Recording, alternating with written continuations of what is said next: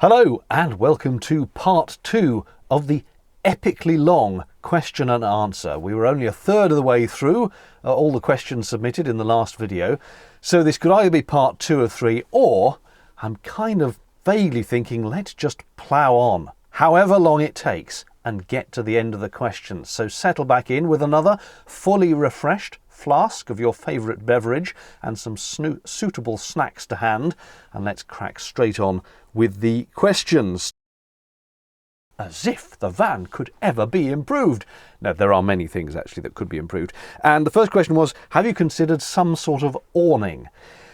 Yes and no. When I first got the van, a lot of people were saying, oh, you'll need an awning, and not having ever really done camping before in a van or a caravan or anything like that, I was like, oh, what's all this obsession with awnings? But I can see how it would be a useful thing to have. The trouble is the commercial ones are quite expensive, and I'm not convinced I could fit one onto the side of the van because I've got the roof rack up there, of course, with the solar panels, and I don't know if there's any fitting space left for one of those proper ones that goes on the side of the van. So it would have to be something more homebrew, I think. And I've been wondering about some sort of metal pole belted or taped or somehow fastened to the roof rack, and then a tarpaulin of some kind which I could roll out and put on some poles. It's a little bit Heath Robinson and it might collapse. So I don't know what to do about an awning. I know you can get these fancy ones that they blow up and they're held, you have to sort of pump them up or get a little 12-volt compressor thing and pump them up. But again, they're quite expensive. They're not cheap. And then you've got to find somewhere in the van to store them. Or, well, I couldn't put them on the roof because they'd get in the way of the solar panels. So I don't know. I kind of like an awning, but I think it might just be too much faff for the amount of use I get from it. Did you learn anything from your New Zealand camper van hire that you could apply to your van build? Well, the van I had in New Zealand, it was a wonderful little thing, cute little thing, tiny, just big enough for one person. It was really a car that had been converted into a camper van. Did I learn anything from it? Honestly, not really, because it was fairly basic. It was just a single bed. There was a porta potty under the bed. There was just about space for a bag of clothes. And you had a little kitchenette that opened out the back.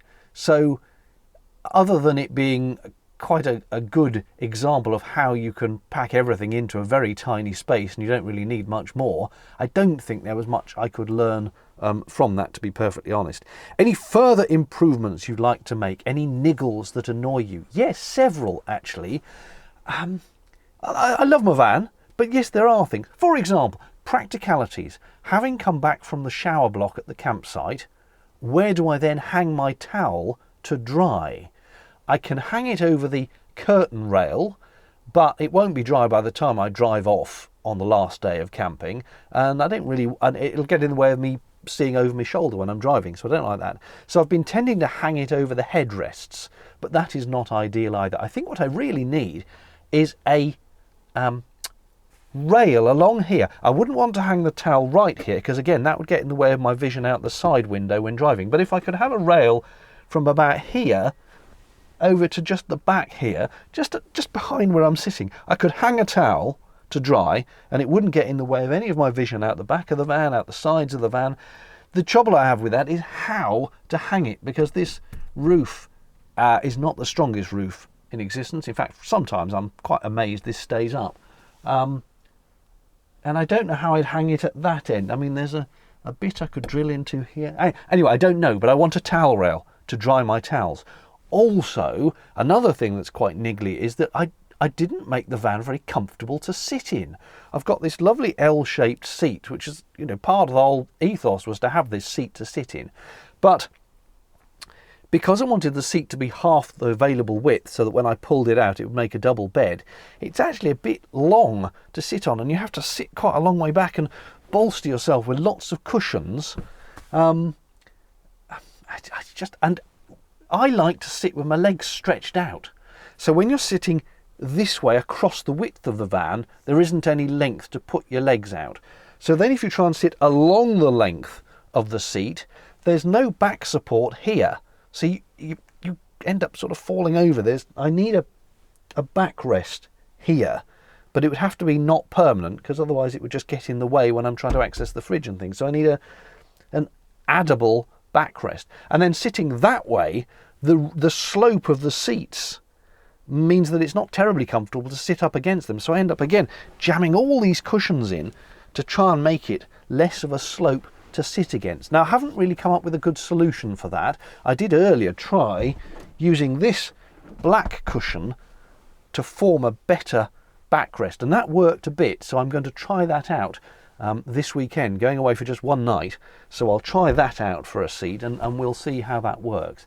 Those, I think, are my two main niggles. Oh, and I suppose a third niggle, if I want to sit and work in the van, if I wanted to sit with a laptop and work, I don't have a suitable table space. And not only is it, as we've just discovered, uncomfortable just to sit in the van, so I'm working on that, but I don't have any way. I need one of those lap desk things that I can put over my knees, I think, to put a computer on if I'm working. So yes, there are all sorts of little things. I don't have a waste bin. I'm always hanging up a carrier bag to throw my tea bags into and things. And there's no good spot for a waste bin. I've taken to putting a carrier bag in the open shelf at the back of the van and then throwing my tea bags in there. And that kind of works, but it's not really very good. So I need a waste bin space. So lots of little things I could improve. Someone asks, how much did the initial conversion cost? I did a whole video about that. I'll leave a link to that in the video description below. What's next on the list of improvements? Well, we've just covered that. Will you ever build another van? I kind of touched on this, I think, in Q&A part 1. I'd like to, but it's a question of money and time. There's all sorts of vans I'd like to convert, and I need the space to do it. I think I'm taking up quite enough space in the marina car park as it is at the moment. I don't think they'd be terribly happy if I started bringing a convoy of van conversions in as well. What is next on the Vandemonium journey? Is the van holding up well? Will you do more boating things? Well, I live on the boat, of course, but I don't at present have plans to go out cruising on the boat. I am making boaty videos over on my Cruising the Cut channel and using the van as a filming base. So what is next on the Vandemonium journey? Just more trips. I really wanted this year, COVID permitting, to be a year of using the van as a camper van, and it hasn't really panned out. I've used it, and I've used it for filming trips, but I haven't, with the exception of one weekend, haven't just used it as a camper van for the joy of going camping. And that's what I thought I was going to do this year. And I still can't quite work out why I haven't. I think it's just that I'm shockingly disorganised and never put on my diary. I never blocked out a week and said, right, that week I'm going to Wales in the van for a week of camping. I need to just pull my finger out and decide to use the van. I think that's the crucial thing, in my own head, making that decision to go and use it. So yeah, just more tweaks, more improvements, and more journeys away.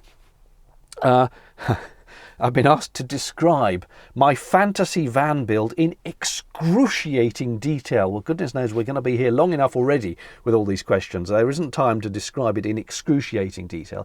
And it's kind of hard because I like small vans. And I like larger vans. I like small vans for the ingenuity of how you can pack everything in. That's why I like my little New Zealand van. But equally, I like bigger vans for having a fixed double bed. Wouldn't a fixed bed at the back be marvellous? And yet I'm not convinced about the widthways ones, because I'm 5'10", so by the time you've added in a bit of insulation and the sides of the van, that's just getting to be quite a wide van, and I'd prefer a narrow van. So then you need the bed to lie that way. Tricky, I don't know. But I'd like a van with a shower and a fixed bed, but in the size of my current van. That's my fantasy van. Is the vehicle affordable to run? Is it reliable? Yeah, it's not that bad. I mean, campervan insurance it's not that great, actually. I pay much less for my car than I do for the campervan, and that's after having the vehicle re-registered officially as a campervan. So I get campervan insurance, but it's a few £100s. Is it reliable? Yes, it's been reliable, except for the aircon, which packed up. I mentioned that in a previous video, and it turned out to be the compressor, I think. Anyway, I've had that replaced, and what did that cost me? Might have been about £300, I think. I'm not quite sure. I don't remember exactly. But it's working again. In terms of the actual van mechanicals, touch wood, everything's fine. The clutch is juddery, very juddery in first and second gears. And I think that is down to the van's history. It was owned by a pub chain or a brewery in Cardiff, and they will have just used it, I think, for local trips, carting loads of beer around. So van drivers on a hilly terrain, sitting at traffic lights in the urban Cardiff traffic, that clutch will have been hammered. So I'm not entirely surprised that with only 35,000 miles on the clock, 38,000 I think now, I'm not surprised the clutch is wearing out. So I think that's going to have to be done next year. Otherwise, it's been fine. Are you tempted to buy an empty narrowboat and build the inside to your own design like you did with the van? Yes, I am often tempted. I'm tempted to do a tiny narrowboat. I'm also tempted to do a normal full-size narrowboat as the next narrowboat. And I quite like the idea, because I'm a bit nerdy about radio. Doing radio broadcasting was my first love. Telly was something I fell into by accident. But I used to love radio, and I quite like the idea of fitting out a narrowboat as a little production studio with a talk studio and not exactly a DJ studio, but some sort of editing workspace. Could probably use it for my video stuff as well. But I mean, it's totally uncommercial. I'd never be able to sell the thing. It would be a massive sinkhole of money, and there's no good reason to do it on a boat anyway. But I do just fancy that idea. I'd love to build a whole studio inside a narrowboat, possibly on a wide beam. Wide beam would make more sense. Do you ever plan on moving back into an immobile home? Plan?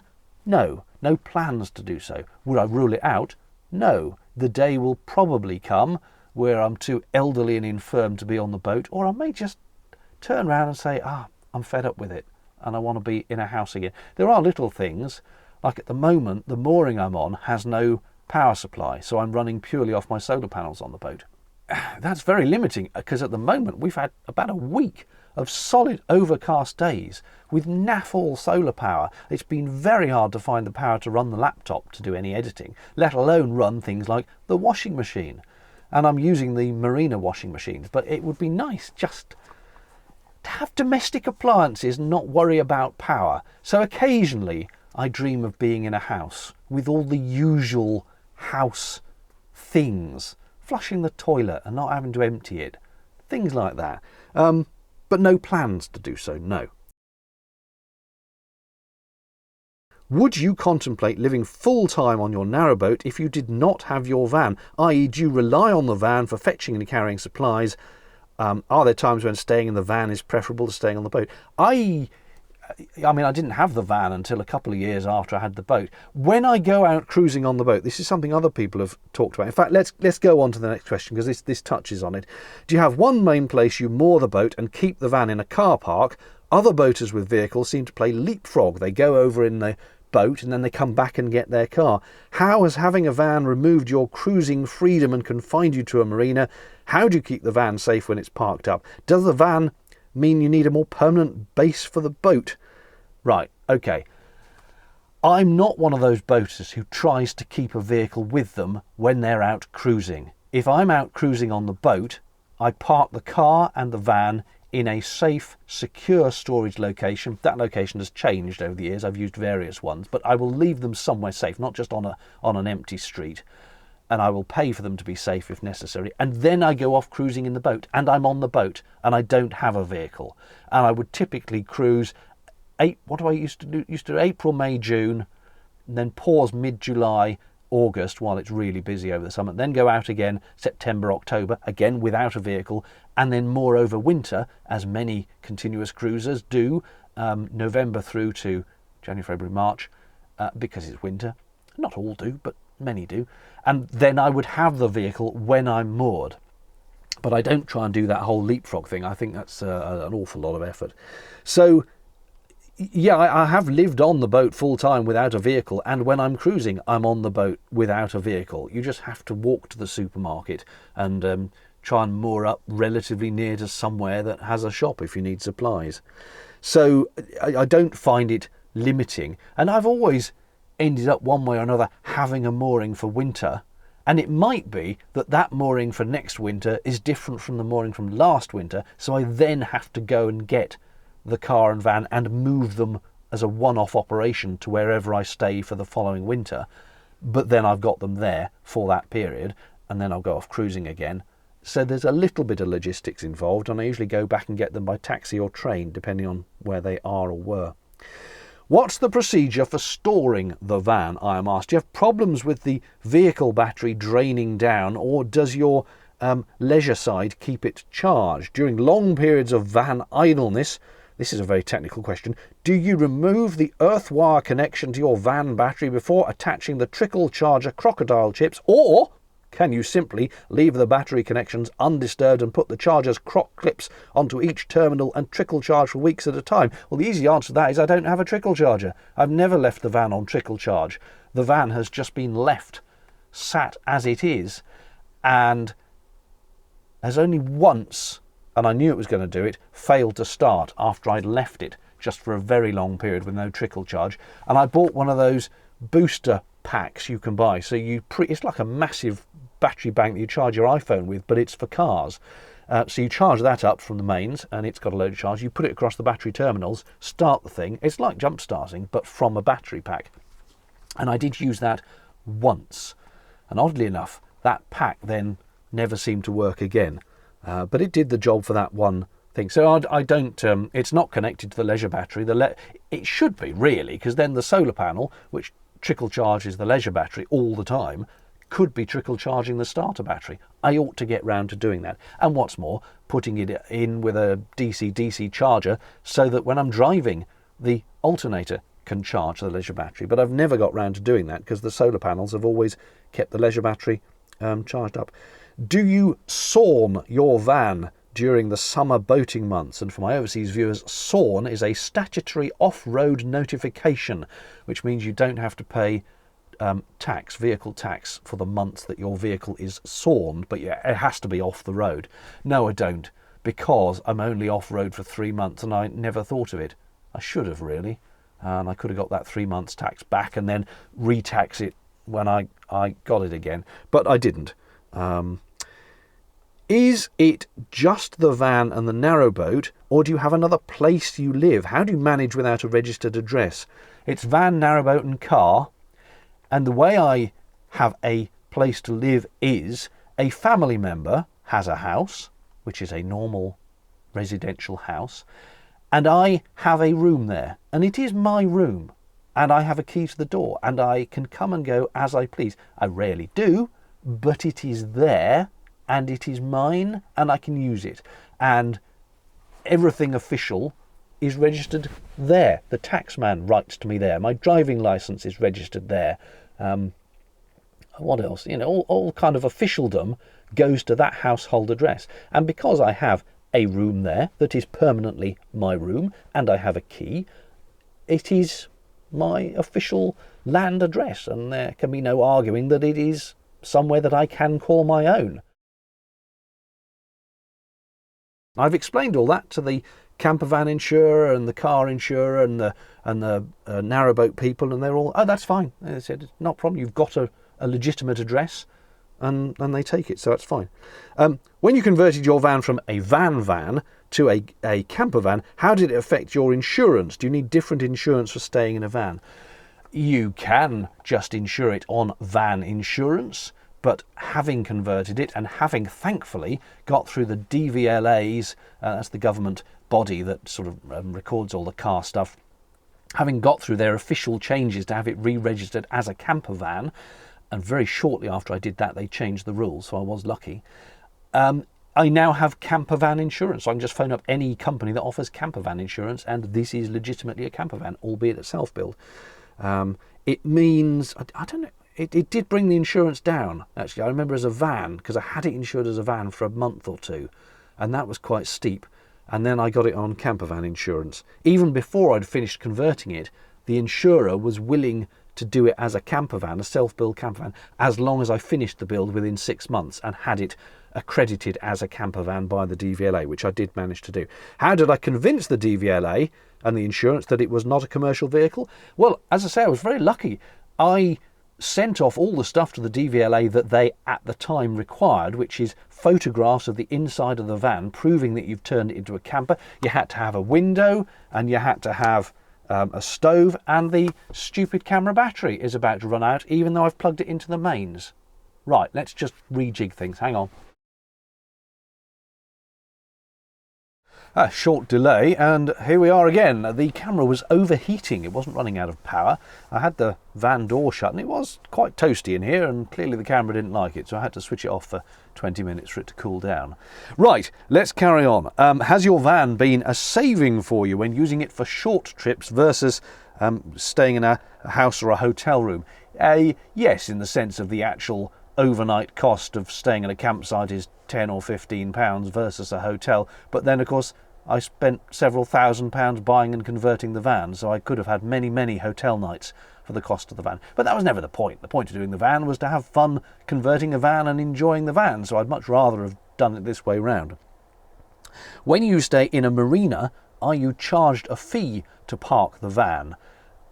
Not as such. All the marinas, wobbling the tripod there. All the marinas I've stayed in have had car parking facilities for moorers. So as long as you are paying for a mooring spot for your boat, you can park your car. Now normally that's a car to drive yourself to the marina to then get on your boat.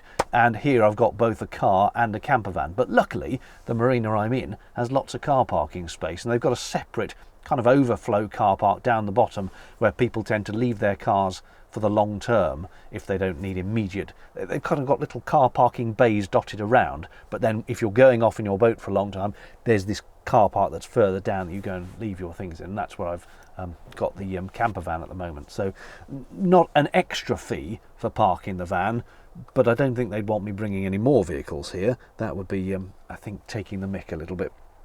Has converting your van to a camper had any impact on fuel consumption or general performance? I've no idea. I didn't have it unconverted long enough to measure it, and I didn't measure it at the time anyway.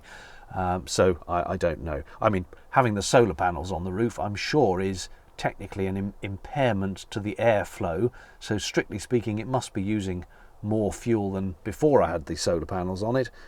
But you know, people talk about how much weight I've added in the back of the van. There's naff all weight really. Despite putting this conversion in, the wood is not heavy wood. The heaviest thing is probably the leisure battery, and then the fridge is quite heavy, but the rest of it, the woodwork's not heavy at all. And don't forget, this van has a payload capacity of 1.2 tons. It's a huge capacity for a small van, so there's no amount of stuff I can put in here that's going to overload the van. How many miles have you clocked up so far? Well, I think it was on about 33 or 34,000 when I got it, and it's only on 38,000 now, so I've put about 5,000 miles on, and that's in 3 years, although I didn't really use the van very much in the first couple of years. If or how much does filming interfere with your enjoyment of using the van, or does it enhance it? Would you feel something was missing if you didn't make a record? Honestly, truth be told, it interferes with enjoyment of the van, and the same is true on the boat. When I was out cruising on the boat, sometimes I'd go up a canal filming, and when I came back the same way, I wouldn't film because I'd filmed going well, and it was much nicer coming back, not thinking all the time, oh, should I be filming this? Oh, that's something I could film. But just enjoying it for the sake of doing it. But obviously, I mean, I make the videos. I do enjoy making the videos, but it does detract from whatever you're doing while you're making them. And the same is true in the camper van. So if I go away for a weekend and I'm filming, I will constantly be thinking, filming. Should I be filming me this? Should I be filming me doing that? And yeah, it does detract from simply relaxing and enjoying it as a leisure vehicle. That is just an inescapable thing, which is not to say I don't enjoy, again, making the videos for their own sake of enjoyment of making them, but at the same time there is this trade-off. The weekend I had up near Doncaster 3 or 4 weeks ago, where I did not film, put a couple of shots on the Instagram but did not film, that was a totally different feel. I was just there to enjoy it, and that's what I really need to do more of. But then every time you don't film, I get this guilt complex thinking, oh, I should be making a video about this. People would like to see this. This is an interesting place or an interesting town or whatever. So racked with guilt. You know, in the film Toy Story, there's a moment where the toy dinosaur says, "Well, now I've got guilt." That's me. I totally identify with that dinosaur. Do you plan on increasing the amount of van vlogs and driving to all parts of your beautiful country? Well, you see, yes and no. I've got a reasonable amount on my plate doing the canal vlogs, even though I have slowed down the amount. But because I'm now doing more complicated canal vlogs, going out and about to make these little mini documentaries, they're taking up more time to make. So in a sense, I'd like to make more van vlogs. But also, to be perfectly fair, the van channel has always been a bit of a sideline for me. It's more of a hobby. I treat this channel less formally than I do Cruising the Cut. Cruising the Cut has become an occupation and a thing I do to live off the income from YouTube. The van channel was always, like the van itself, supposed to be a relaxing thing. And so, to be honest, I do treat the videos much more casually. And I don't want it to turn into a job on the van channel. It's something I put together for a bit more fun. So in terms of outputting more videos, not regularly, not as such. It'll always be ad hoc when I've got something to say on the van channel, or I'm doing something, or I'm upgrading something, then I might make a video. So it's always going to be a bit hit and miss. Is the van a convenience for cross-country trips or a plot point or project for the production of videos? No. I didn't buy the van to make videos. I bought the van because I wanted a camper van and I wanted to convert one. So it was a hobby project for me to get the van, which I thought I would then document because I thought it might be of interest to other people converting their vans. And there's a lot of people making this kind of video. Obviously, there's a wealth of choice of people doing van conversions on YouTube, but I thought nonetheless, I may as well film my attempt at doing it. It might be of interest. But it was never, let's get one, let's make a van channel, let's have that as a thing. It was, let's get a van because I want a van. How is life running two YouTube channels? It's more than that, actually. Do you wish you put everything onto one channel and simply called it by my name? No, absolutely. I think the whole thing about YouTube and the whole thing that makes it different from television is that it's not just a mishmash of all sorts of different things, and when you tune in you might find something you like or you might find something you don't like. The whole wonderfulness about YouTube is niches, vertical niches. I think the marketing people call it, yeah, verticals, isn't it? Vertical niches. So this is about this and this is about this, and if you're interested in this you click on this channel, and if you're interested on this you click on this channel. I mean, when I announced the van channel, which I did I think once on Cruising the Cut, about 10% of people from Cruising the Cut went over and subbed to the van channel. So quite clearly people on the boat channel aren't all interested in the vans, and people on the van channel aren't necessarily interested in the boats. I would much rather keep them separate. And yes, it is slightly more work in a sense, but then it keeps my brain a bit more active having them different. I can think, oh, I'm van channel today, and oh, now I'm boat channel, or whatever. And then, of course, I have got a couple of other much less used channels that deal with camcorder reviews and microphone reviews, and for historic reasons, that's two separate channels. One is a sort of more informal channel with me just chatting away like this about stuff I've bought, and then the other one is a more formal scripted reviews type channel. And I wish I could combine them actually into those two into one channel, but not the boat and van channels. And then of course I've got my David Reads Books channel, which I haven't done anything on for ages, and I must do another thing on that.